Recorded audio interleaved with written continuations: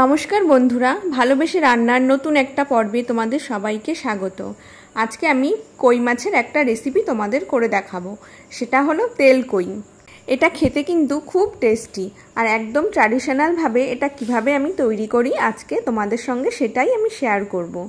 তো চলো রান্নাটা শুরু করি। প্রথমেই দেখো, এখানে আমি 4টে কই মাছ নিয়েছি। আর কই মাছগুলো কিন্তু বেশ বড় সড়ই, পেটে ডিম ভর্তি আছে। মাছগুলো আমি নুন আর হলুদ দিয়ে মাখিয়ে রেখেছি।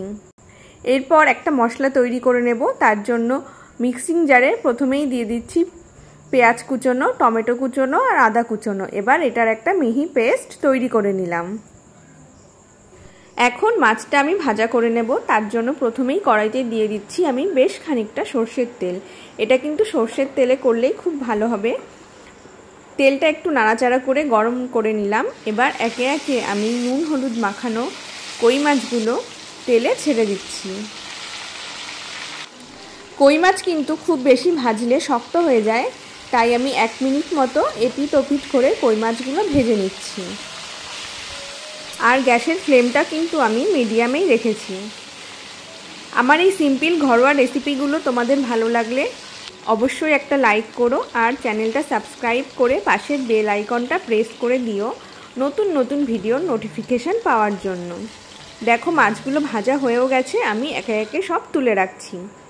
এবার ওই তেলেই আমি দিয়ে দিচ্ছি একটা শুকনো লঙ্কা আর সামান্য একটু জিরে ফোড়ন। এবার ফোড়নটা কয়েক সেকেন্ড একটু ভেজে নিয়ে তারপরেই আমি দিয়ে দিচ্ছি পেঁয়াজ, আদা আর টমেটোর পেস্ট। এখন এটা আমি ভেজে নেব। গ্যাসের ফ্লেমটা কিন্তু এই সময় আমি মিডিয়ামেই রেখেছি। এবার 1 থেকে 1.5 মিনিট মতো এইভাবেই আমি এটাকে ভেজে নিয়ে এরপরে আমি একে একে সমস্ত গুঁড়ো মশলা দিয়ে দিচ্ছি। প্রথমেই দিচ্ছি জিরের গুঁড়ো, এরপর দিচ্ছি ধনের গুঁড়ো, শুকনো লঙ্কার গুঁড়ো, কাশ্মীরি লঙ্কার গুঁড়ো, সামান্য হলুদ আর পরিমাণ মতো নুন। এখন সমস্ত মশলা একসঙ্গে নেড়েচেড়ে ভালো করে মিশিয়ে নিয়ে কষিয়ে নেব।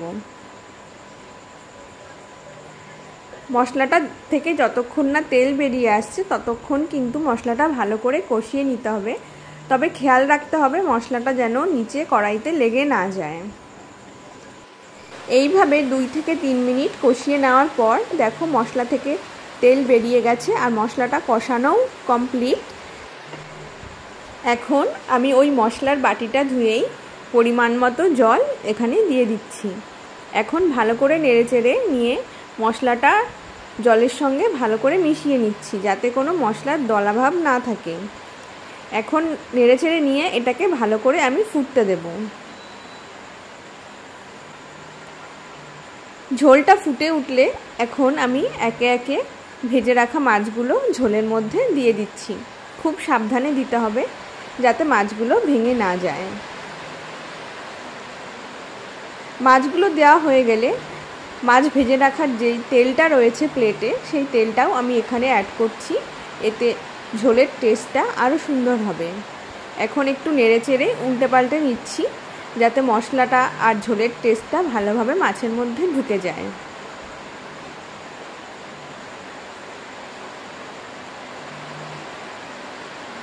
এখন আমি মিডিয়াম ফ্লেমে এটাকে 5 মিনিট মতো হতে দেব।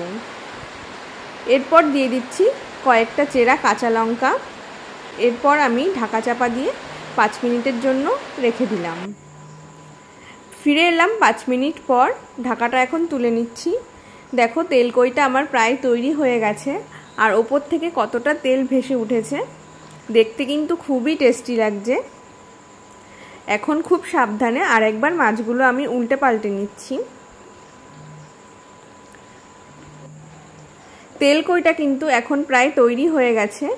দেখো ঝোলটা আমি অনেকটাই কমিয়ে নিয়েছি। তোমরা তোমাদের প্রয়োজন মতো ঝোলটা রেখে দেবে।